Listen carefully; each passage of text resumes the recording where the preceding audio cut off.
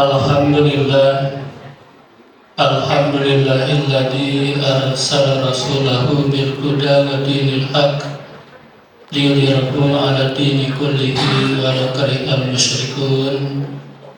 Asyhadu an la ilaha illallah wahdahu la syarikalah wa asyhadu anna Muhammadan abduhu wa rasuluhu la nabiyya ba'dah. Yang saya hormati Ibu Direktur Madrasah Al-Alimat beserta jajarannya, Bapak Ibu, para ustadz dan ustadzah, pada siang hari ini insya Allah sampai kurang lebih 30 menit ya, kalau jadwal yang disampaikan sampai jam 13.30. Sebenarnya cukup banyak materinya, tapi nanti bisa dipersingkat sesuai dengan kondisi. Yang diminta tentang puasa tatawwu yang disyariatkan dan tidak disyariatkan. Sebelum masuk pada apa puasa tatawwu yang disyariatkan dan tidak disyariatkan, saya membuat judulnya memang dengan kalimat yang mungkin mendorong Bapak Ibu. Setiap apa yang telah diputuskan oleh Muhammadiyah itu perlu dipahami kembali. Kenapa perlu dipahami kembali? Karena putusan-putusan ini sebenarnya sudah lama dilakukan oleh Muhammadiyah. Nanti saya sampaikan tahun berapa puasa tatawwu itu dibahas di Muhammadiyah. Yang menjadi dasar tentang puasa tatawwu yaitu hadis Al-Bukhari, Muslim, Abu Dawud, An-Nasai, Ahmad. Ada kalimat yang menjadikan fokus pembahasan kita, yang diambil dari dialog orang yang bertemu dengan Rasulullah SAW, menanyakan tentang rukun Islam. Di antara rukun Islam adalah siyamu Ramadan, yaitu puasa di bulan Ramadan. Kemudian orang tersebut masih bertanya kepada Rasulullah, hal alayya ghairuhu? Wahai Rasulullah, apakah masih ada puasa selain Ramadan? Qala la illa an tatawwa'a, tidak ada kecuali salat puasa tatawwu. Jadi kalimat ini mirip dengan salat 5 waktu. Kemudian ditanyakan kepada Rasulullah, apakah masih ada yang lain? Tidak ada kecuali salat tatawwu. Salah satu rukun Islam adalah puasa di bulan Ramadan. Adakah puasa yang lain ya Rasulullah? Tidak ada kecuali tatawwu. Saya sedikit akan menjelaskan tentang tatawwu supaya nanti sama persepsi kita. Tatawwu bentuk masdar dari tatawwa'a yatatawwa'u tatawwu'an. Karena ada yang sunnah itu istilahnya ada nafilah, ada tatawwu. Bentuk kata seperti itu sebenarnya ada 4 makna. Bisa berarti tasabuh, menyerupai man tasabbaha biqaumin fafa'ala, atau yang kedua takalluf pada usaha yang diupayakan secara maksimal dan bersusah payah. Yang ketiga tadarruj, ada progres yang bertahap dilakukan secara perlahan-lahan. Dan yang keempat artinya adalah mutawa'ah, adanya kesukarelawan dan dorongan dari dalam. Bapak Ibu yang dirahmati Allah, kalau bicara tentang tatawu sebenarnya apa yang ada di luar kewajiban. Sesuatu yang di luar kewajiban itulah disebut dengan tatawu. Hanya yang perlu kita kaji, kenapa istilah yang digunakan adalah tatawu. Muhammadiyah lebih memilih shaum tatawu, puasa tatawu. Kemudian bicara tentang sholat sunat dengan sholat tatawu. Penggunaan tatawu itu menunjukkan bahwa perbuatan itu dilakukan dengan sungguh-sungguh dan melibatkan inisiatif diri, bukan karena paksaan. Kalau kewajiban itu sesuatu yang harus dilakukan, Bapak Ibu mau tidak mau harus. Yang jadi problem itu yang disebut tatawu, karena sering disamakan tatawu itu dengan sunnah menurut persepsi fikih. Sunnah itu kalau dikerjakan berpahala, tidak dikerjakan tidak apa-apa.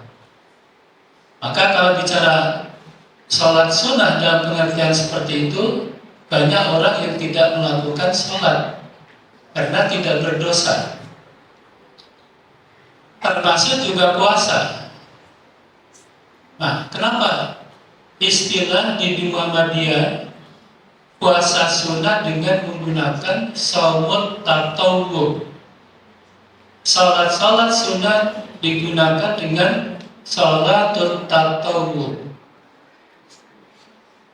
Karena dengan harapan, dengan kalimat yang digunakan itu bisa dilakukan dengan sungguh-sungguh dan berangkat dari diri sendiri, bukan karena paksaan.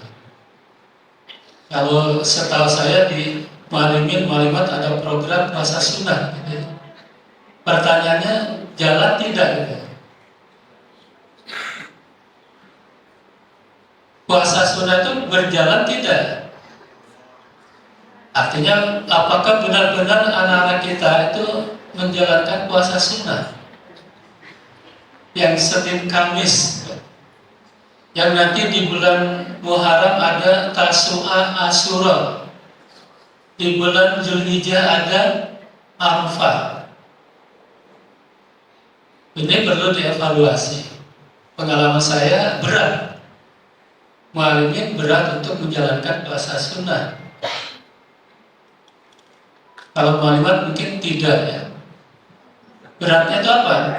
Karena kalau muallimin itu mau ke asrama satu dari berbagai asrama, kalau sekarang kan tersisa berapa? 3 asrama ya.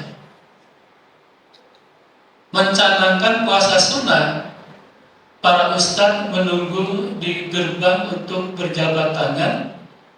Dengan mudahnya mereka membawa makanan ke sekolah. Para ustadz diam, tidak bertindak. Jadi bersalaman di hari Senin dan Kamis atau di puasa-puasa sunnah yang dicanangkan itu sambil membawa jajan ke sekolah. Padahal itu harinya hari puasa sunnah. Berarti belum ada kesadaran. Maka di sini penting Tahu itu di situ intinya. Kalau tidak ada kesadaran diri, itu tidak mungkin bisa dilakukan. Maka memaksakan diri,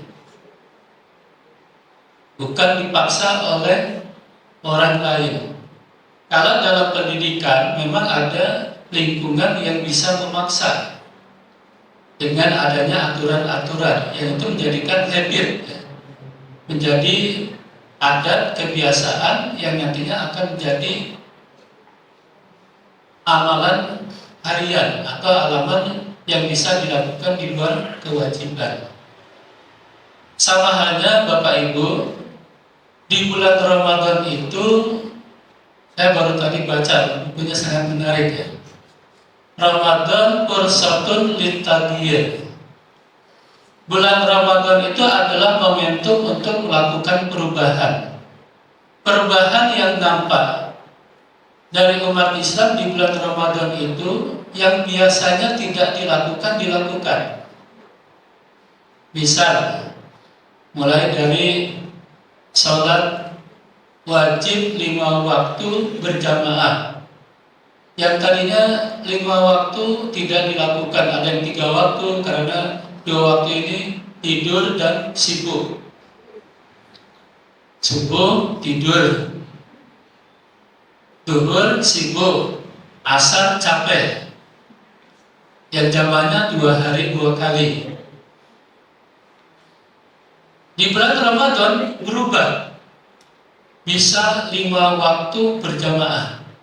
Itu perubahan yang sangat bagus. Cuma nanti setelah Ramadan berubah lagi. Itu pasti berubah. Di bulan Ramadan ada perubahan di luar yang wajib, itu adalah sholat sunat rawatib dilakukan. Bahkan sebelum sholat itu bisa datang 1 jam sebelumnya, terutama buka puasa. Jadwalnya jam 6, datangnya jam 5. Antri lagi, bisa duduk lama-lama. Sebelum Ramadan, jangankan nunggu 1 jam, ketika azan dikumandangkan belum datang di masjid. Ini perubahan. Tentang sholat sunat yang rawatib banyak dikerjakan di bulan Ramadan, termasuk sholat tarawih. Sholat tarawih kan termasuk tatawwu. Nah, begitu nanti tantangannya pasca Ramadan. Apakah nanti Bapak Ibu juga masih tetap bertahan melakukan sholat tarawih, sholat malam atau tidak? Biasanya sholat malam diadakan kalau ada Baitul Arqam. Kalau Baitul Arqamnya sudah selesai, ya sudah. Berarti pemahaman tatawunya itu hanya ketika ada training. Maka diharapkan tatawu itu menjadi menjadi mendarah daging bagi orang, bagi kita ketika akan melakukan puasa-puasa tatawu. Yang paling mudah di sini ada musyrifah dari PUTN ya. Setahu saya dulu dengan Kiai Umar Affan itu 3 tahun. Bagaimana yang sunnah itu tetap dilakukan, banyak Senin, Kamis itu jadi wajib, dan itu berdampak cukup besar ya. Setiap Senin dan Kamis kita harus puasa. Kalau alumni POTN menjadi musyrifah tidak melakukan Senin Kamis, berarti sudah luntur. Lunturnya kenapa? Apakah karena lingkungan yang di sini, atau karena memang belum kuat untuk melakukan yang tatawu? Maka ini penting Bapak Ibu, istilah tatawu itu digunakan karena memang harapannya bisa menjadi amalan yang kuat bagi kita untuk menambah kekurangan-kekurangan yang dilakukan dalam perbuatan amalan yang wajib. Ini pengantarnya masuk pada tatawu. Puasa tatawu di Muhammadiyah dibahas dalam 3 muktamar atau munas. Yang pertama, Muktamar Tarjih ke-21 di Klaten tahun 80. Berarti sudah berapa puluh tahun Pak? Hari sekarang 2026, 2025 lah. 198 berapa tahun?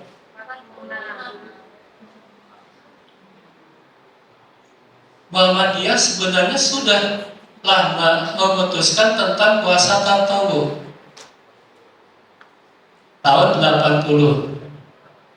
Kemudian tahun 2003 di Munas Tarjih ke-26 di Padang, saya lupa lagi di Padang atau Palembang ya, nggak salah di Padang, dibahas kembali tentang puasa tatawuf.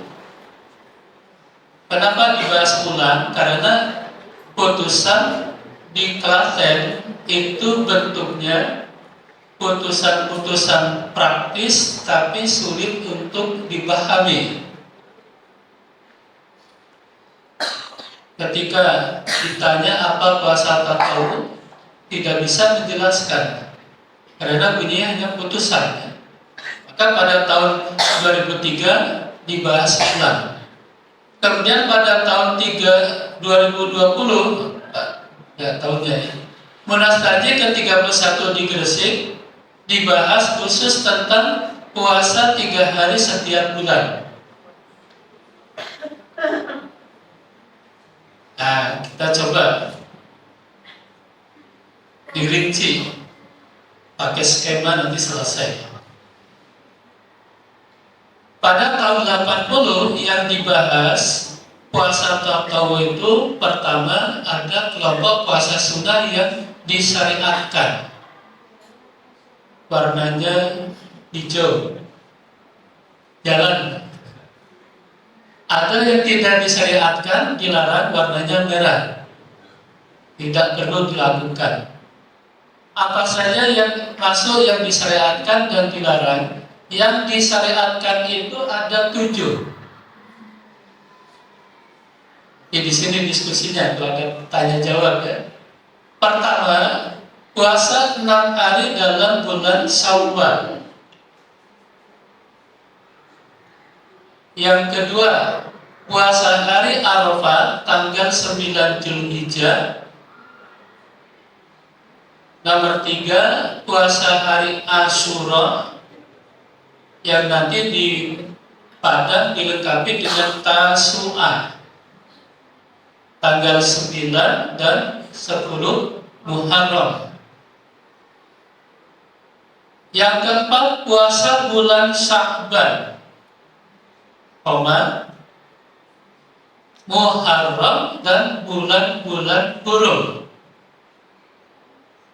Yang kelima, puasa hari putih dan 3 hari setiap bulan. Nah, di tahun 80 puasa putih dan 3 hari setiap bulan itu dikesankan sama. Berbeda, dikesankan berbeda. Puasa putih sendiri, puasa 3 hari setiap bulan. Bahkan ada yang ini sebenarnya sama, 3 hari yang puasa putih, 13 ya, 13 ya, 14, 15. Kemudian nomor 6, puasa hari Senin dan Kamis. Dan ke-7, puasa Daud. Bapak Ibu, mana yang sering dilakukan? Yang Senin Kamis siapa Bapak Ibu? Yang sering Daud. Tahun 80 diputuskan belum semua. Yang sering nyawar, ini sering. Ini sering. Nyawar sering. Arafah tergantung mazhabnya. Ikut Saudi, kalau ikut Saudi nanti nunggu ketetapan ruqyah di sana. Kalau Indonesia ikut Muhammadiyah, tidak melihat Saudi kan itu. Kecuali sekarang KGT jadi global, tunggal. Asyura dan Satsu'ah. Jadi kalau kita lihat Bapak Ibu, puasa Tatawu itu tidak semua tiap bulan ada. Yang ada di tiap bulan itu puasa mingguan, puasa harian. Puasa mingguan, Senin, Kamis. Puasa harian, puasa Daud. Ternyata puasa Daud itu enak juga, nyaman. Saya pernah 1 tahun melakukan puasa Daud. Pernah. Saya coba puasa-puasa yang belum puasa Daud. Kalau Senin Kamis ya itu sudah biasa ya. Senin Kamis. Karena nanti ada pertanyaan, kenapa namanya Senin Kamis? Bukankah Senin itu hari kelahiran Nabi? Kan muncul pertanyaan, bolehkah kita mempuasai hari kelahiran saya? Ustaz Ari, hari apa lahirnya Ustaz? Jumat. Boleh nggak Ustaz Ari puasa karena hari kelahirannya? Jumat Kliwon. Saya baru ada pertanyaan itu memang ada. Tadi malam saya diskusi ketika istri saya tanya, "Bah, besok acaranya?" "Oh iya, besok saya ngisi di Malimbar." Tentang apa nih? Tentang puasa sunnah. Oh, itu puasa Senin Kamis sebenarnya gimana kan?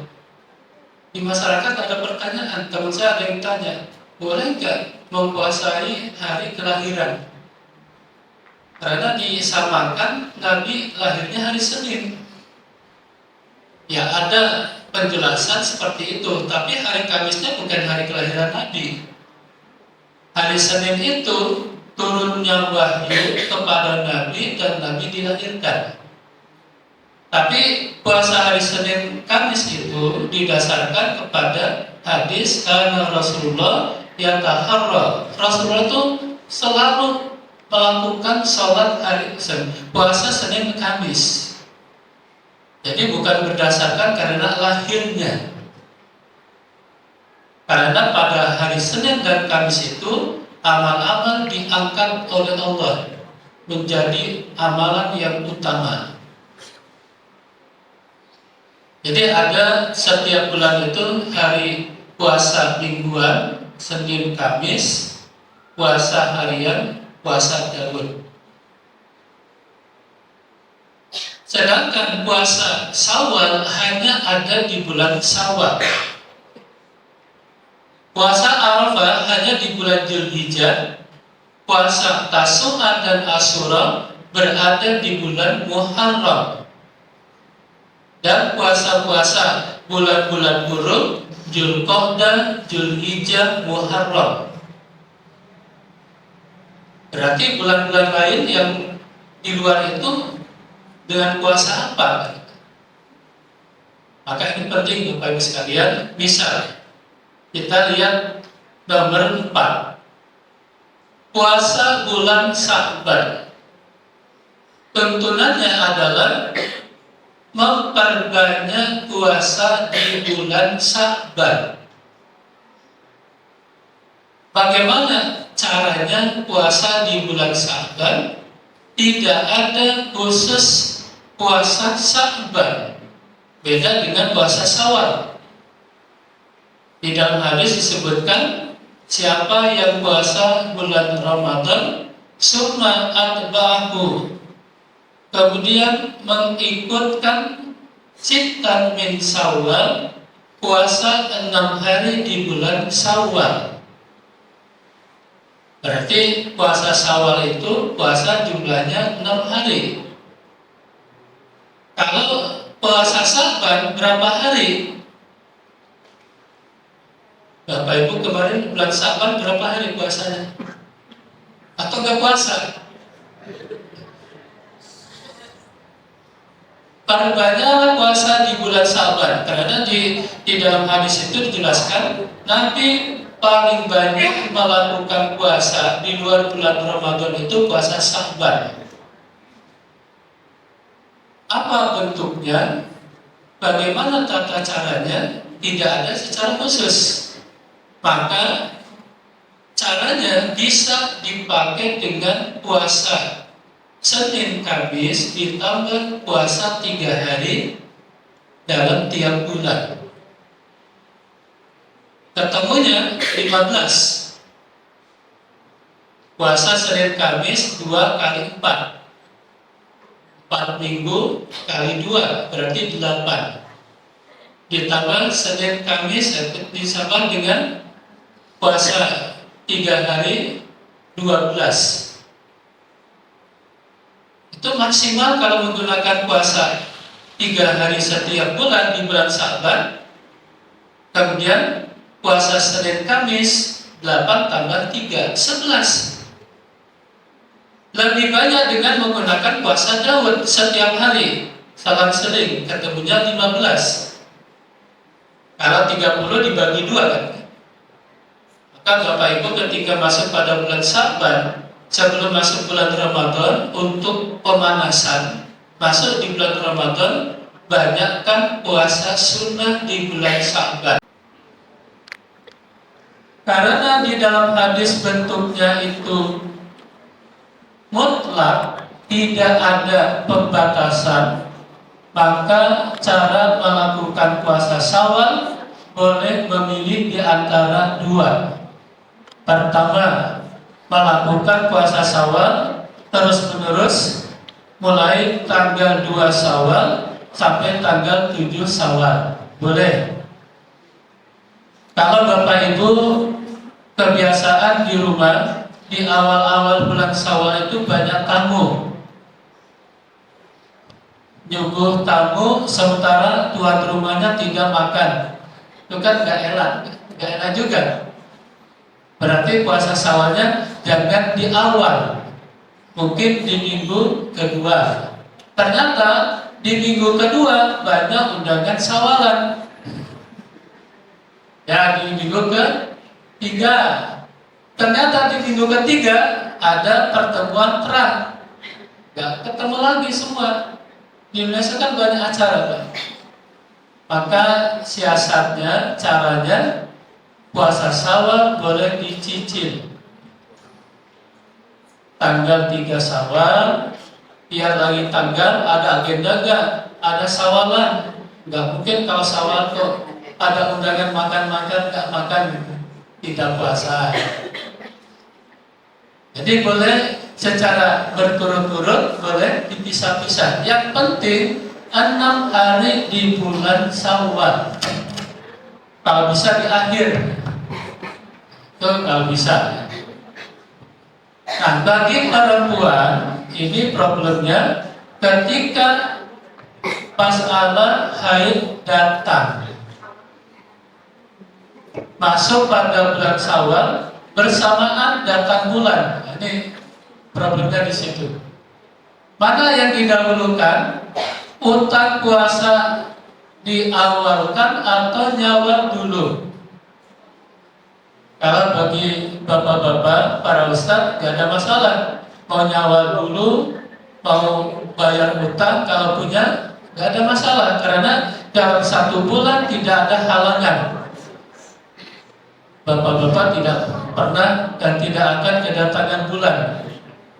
Tapi bapak ibu-ibu, para ustadzah, pasti kedatangan bulan. Maka kalau siklus datang bulannya pas di bulan Syawal itu ada, tinggal mengatur waktu. Kalau memungkinkan dua-duanya, silahkan lakukan dua-duanya.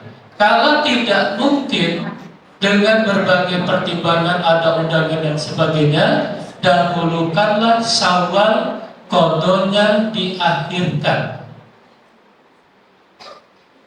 Bukan qadha dulu, karena Syawal tidak mungkin dilakukan di bulan Dzulqa'dah, karena puasa Syawal hanya ada di bulan Syawal.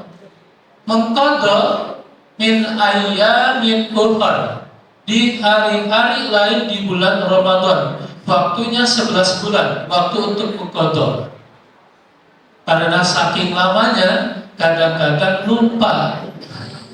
Datang bulan Ramadan berikutnya muncul pertanyaan, bagaimana hutang yang belum dilunasi? Apa gugur karena ada puasa kemudian? Tetap tidak gugur, harus dibayar setelah selesai bulan Ramadan tahun ini. Yang punya utang kan? Ini persyarat pada puasa sunnah Syawal.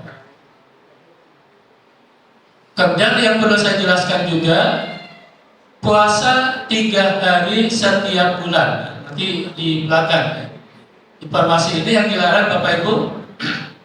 Yang dilarang ada 8. Ini materinya bisa-bisa ya. Ustaz, nanti saya udah kirim ke panitia tadi, biar di-share aja, nggak perlu dicatat. Yang dilarang warnanya merah semua, biar tidak dilakukan. 1. Puasa sepanjang tahun, setiap hari puasa, itu tidak boleh. 2. Mengutamakan puasa Daud. Yang ketiga, puasa wisol. Puasa wisol itu Bapak Ibu puasa beberapa hari tapi tidak buka. Puasa pada 2 hari raya, Idul Fitri, Idul Adha.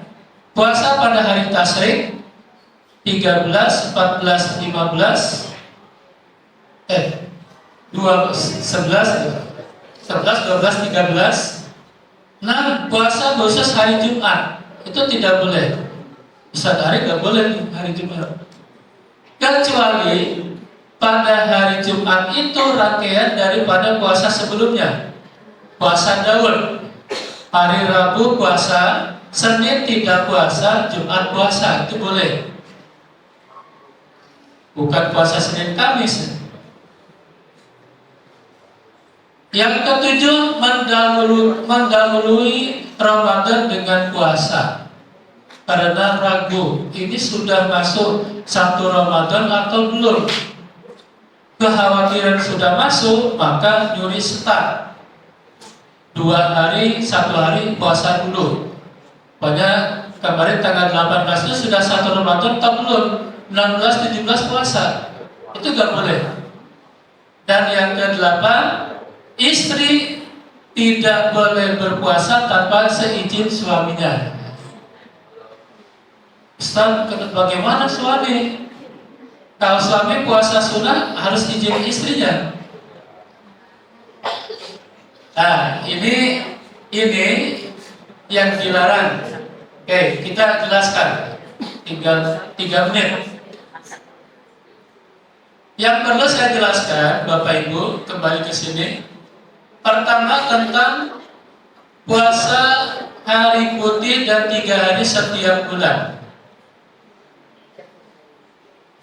Di Munas Tarjih ke-31 di Gresik, cara pelaksanaan puasa 3 hari setiap bulan itu termasuk di dalamnya dengan model puasa Ayyamul Bir. Maka judulnya berubah, bukan puasa hari putih dan puasa 3 hari setiap bulan. Judulnya menjadi puasa 3 hari setiap bulan. Pada tahun 2020 ini dibahas di Gresik pada masa pandemi. Isinya ada tentang dasar hukum, keutamaan, dan pelaksanaannya. Cara melaksanakan puasa 3 hari setiap bulan ada 4 model. Pertama, bisa menggunakan dengan puasa Ayyamul Bir 13, 14, 15 bulan Qamariyah, bukan bulan Syamsiah, bukan bulan Maret, April, Mei, Juni, dan seterusnya, tapi bulan Syawal, bulan Dzulqa'dah, bulan Muharram, dan sebagainya. dalam ibadah kaitannya dengan bulan-bulan Qamariyah. Bagaimana di bulan Dzulhijjah? Di bulan Dzulhijjah kan ada 11, 12, 13. Apakah boleh puasa Ayyamul Bidnya 14, 15, 16? Jangan dibuat baru. Ayyamul Bid itu 13, 14, 15. Kalau ada puasa pada tanggal Dzulhijjah itu ada puasa 1, 2, 3, itu maka tidak boleh berpuasa, bukan berarti dirubah Ayyamul Bidnya. Puasa Ayyamul Bidnya, puasanya diganti dengan model yang kedua atau yang ketiga atau yang keempat. Yang keempat, puasa 3 hari dengan tidak ditentukan harinya, apakah di awal, di akhir atau di tengah. Jadi puasa yang 3 hari itu Bapak Ibu pertama bisa 13, 14, 15. Kalau bersamaan dengan tadi di bulan Dzulhijjah ada larangan tidak boleh puasa di bulan Dzulhijjah itu pada tanggal 10 Dzulhijjah hari raya ditambah dengan hari tasyrik. Itu kan dilarang. Maka puasa 3 harinya di luar itu. Jangan dipaskan 13. Ambil hari terakhir di bulan Dzulhijjah. Hari apa? Harinya tidak ditentukan, yang penting 3 hari. Model yang kedua, berpuasa 3 hari pada hari Senin pekan pertama, kemudian pada hari Kamis pekan pertama. Kalau hari Senin itu mengikuti bulan Masehi. Jadi bulan Maret umpama Senin, Kamis, minggu pertama. Sehari lagi hari Senin pekan berikutnya. Berarti pekan kedua. Atau yang ketiga, berpuasa 3 hari di awal bulan. Setiap tanggal 1, 2, 3 bulan Qamariyah, bulan Hijriah. Tanggal 1 bulan Dzulqa'dah, 2 Dzulqa'dah, 3 Dzulqa'dah, tanggal 1 Muharram, 2 Muharram, 3 Muharram. Ini berkaitan dengan cara pelaksanaan puasa yang 3 hari. Saya kira Bapak Ibu itu yang bisa saya sampaikan karena waktu yang sudah menunjukkan jam 1:30. Sementara sampai di sini dulu. Kalau nanti ada pertanyaan mungkin 1-2. Kalau dipandang cukup, nanti tinggal dibaca materi yang setelah sampaikan pada panitia. Terima kasih. Assalamualaikum warahmatullahi wabarakatuh.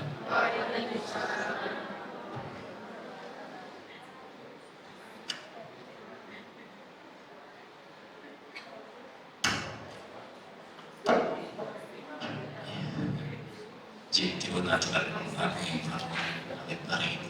tausiah dari Ustaz Asep Seratin. Saat ini pun pilih wonten pamundutan beres saking para bapak ibu setunggal pamundutan beres pilih wonten. Monggo bapak ibu. Kapan kali cepat?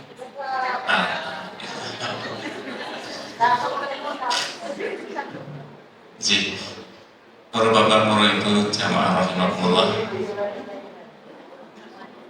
Lebih dahulu kita aturaken tentang pun paling pun pengawasan baru kita tahu siapa yang siap menikah mungkin apa yang pun babar konten siang menikah dan kesehatan manfaat atau tidak sedaya dan panjenenganipun Bapak Ustaz Asep Seratin di kantor pelajaran kasar melakukan itu pungkasi Bapak Nian pengurusan mengenai siang menikah di kawasan Alhamdulillah yang merupakan pirangipun dan hormati punya nabi. Assalamualaikum warahmatullahi wabarakatuh.